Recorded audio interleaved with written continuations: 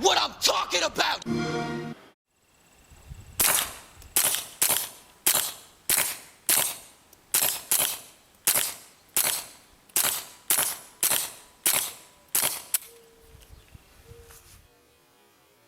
Okay, here we go with a look at my Ruger Charger, outfitted with an Archangel 5.56 stock, modified to accept the Sig arm brace. In this video, I'm going to give you a close look at this build, go over some of the components, and show you what it looks like being fired out at the range. Before we get started, let's go ahead and perform a safety check and promote that safe habit. You can see that there is nothing in the magazine. There is nothing in the chamber. We're handling a safe firearm, so let's go ahead and begin. Okay, well, let's go over the components of this build. I started with a Ruger Charger. If you try and set a Ruger 1022 up like this, you will have to file a tax stamp. You cannot take a 1022 and make it into a pistol. My understanding is you can take a pistol and convert it to a rifle, but you can't take a rifle and convert it into a pistol. Makes all kinds of sense, doesn't it? So start with a Ruger Charger. The Charger receiver is one of two components on this build that's made by Ruger. The second is the Ruger BX15 magazine. I feel like the BX15 magazine complements this build very much. It doesn't stick out so far that it looks goofy. It doesn't have that Banana Mag 1022 look to it. To me, it doesn't scream rimfire the way that a Ruger 1022 Banana magazine does. This is a Hightower Armory RM25 magazine, and you can see that the color actually matches very nicely with the Magpul FDE. And it does give a little more color balance to it, but I don't think that the full capacity 25 round magazine looks as nice as it does with the 15 round magazine in there. The 15 round magazine is less capable, but I sure like the way it looks. So moving on from the Ruger components of this build, I have a Kid trigger, and this is a 1.5 pound trigger pull, so it is extremely light. It's a very nice trigger. It has a metal trigger housing, an auto bolt release, a nice magazine release. It's a really nice trigger group. I have a Kid scalloped bolt and a Kid charging handle. You can't see it, but I have a Hightower Armory buffer. I'm running a Bear 4.5 inch barrel with a Silencer Co. suppressor. With a 4.5 inch barrel, it takes every round of 22 long rifle and helps the suppressor keep everything very whisper quiet. So moving on to the Magpul components of this build, I have the AFG2, a set of M-Bus flip-up sights, a ladder rail cover, and then a short little section on each side of the Magpul XT rail panel covers. And those are mounted onto a set of Magpul MOE Picatinny rails. Now the rails and those XT panel covers are really just there for cosmetics. It does change the way that the forend feels in my hand, and I do like the added texture, but because Magpul FDE doesn't match the Archangel Desert Tan very well, I like to try and pepper in as much of the Magpul FDE to kind of balance the color here. I've got like a FDE Desert Tan sprinkled in with a little bit of black accenting here and there. So I feel like the color all looks pretty well. If I could do anything beyond this, I would maybe paint the pistol grip a Magpul FDE color just to help balance it a little more. But I do think the colors complement each other very well. Speaking of different colors, you can see that the Sig arm brace isn't exactly a match to either the Magpul FDE or Archangel Desert Tan.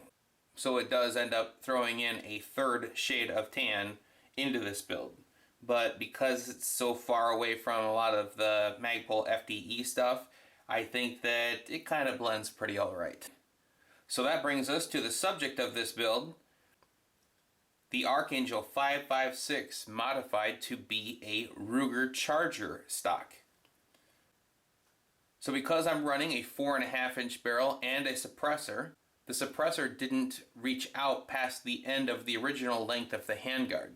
So I took and cut the handguard down to reveal part of the barrel because I kind of wanted to see the very end of the business end of my firearm here.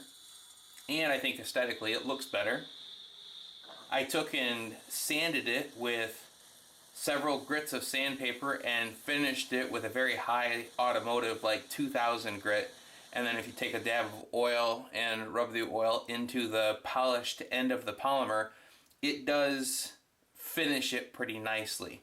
You can see here that there are some little air bubbles that were within the inside of the polymer handguard. And there's not a whole lot I can do about that. I don't think it looks horrible. I just think that it didn't finish as perfectly as others might.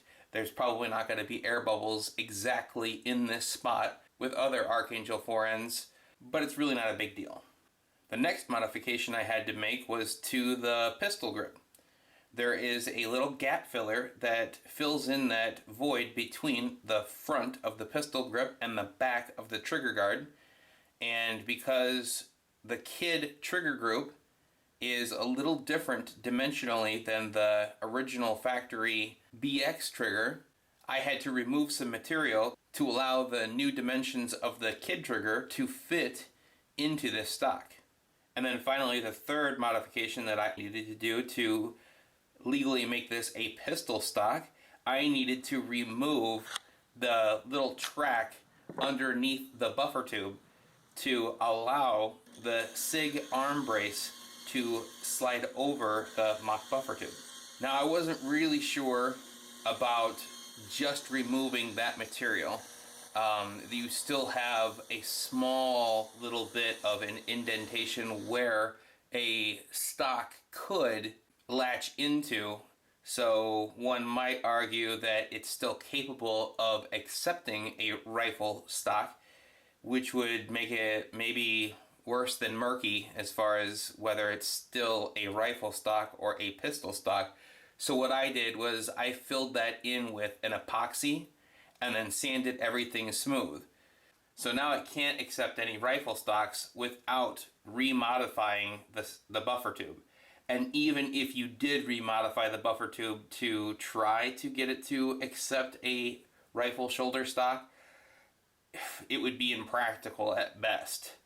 So I completely disabled the buffer tube's ability to accept rifle stocks and then slid this Sig arm brace onto the mock buffer tube, which is now serving as a Sig arm brace extension. Aesthetically, I like the way that the Sig arm brace looks on the pistol. I don't find the arm stabilizing brace to be extremely helpful. For me, it's more like shooting from the hip or holding it gangster style. Either way, I would feel pretty ridiculous shooting the gun that way.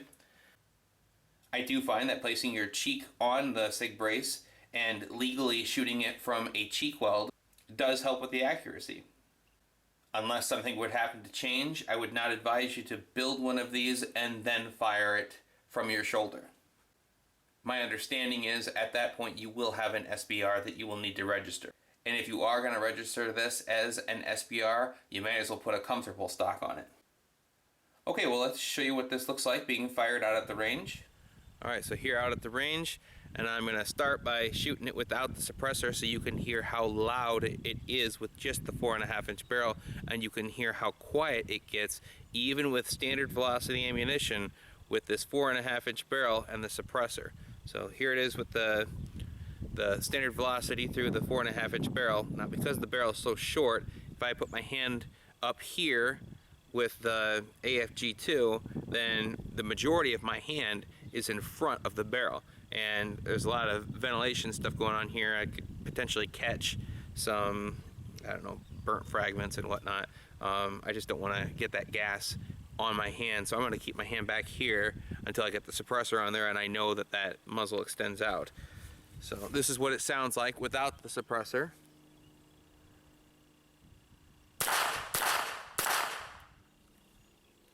And then this is what it sounds like with the suppressor with standard velocity ammunition.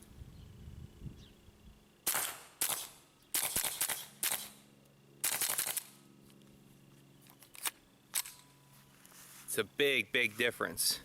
When you're running the 1022 with a longer barrel, even with the SBX or the bare shrouded barrel, the 10 inches or the 12 inches that you're running, it's still enough to let even standard velocity ammunition get fast enough to start to break the sound barrier, and you have to basically run subsonic ammunition through a 1022.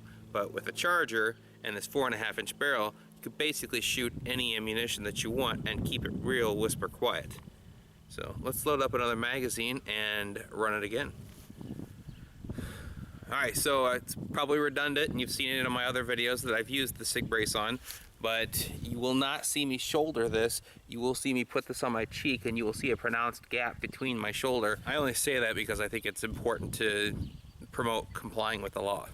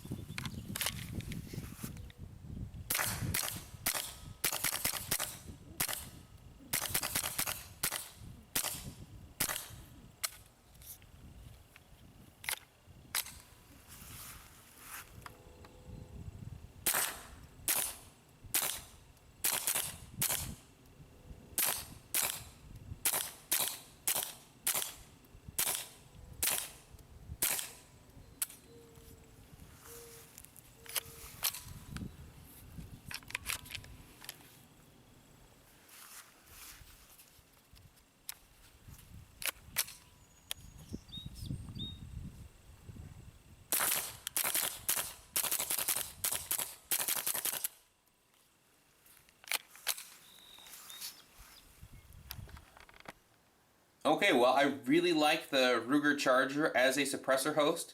There are a lot of accessories for the 1022 that are compatible with the charger. The charger allows you to have a very short barrel. In this case, the 4.5 inch barrel keeps all 22 ammunition subsonic and keeps that suppressed shooting very quiet. So I really think that the charger makes for an ideal suppressor host. So there's your close look at this build and what it looks like being shot out at the range. It's a big world out there. We're bound to run into a shady situation. Until then, keep your gear on you.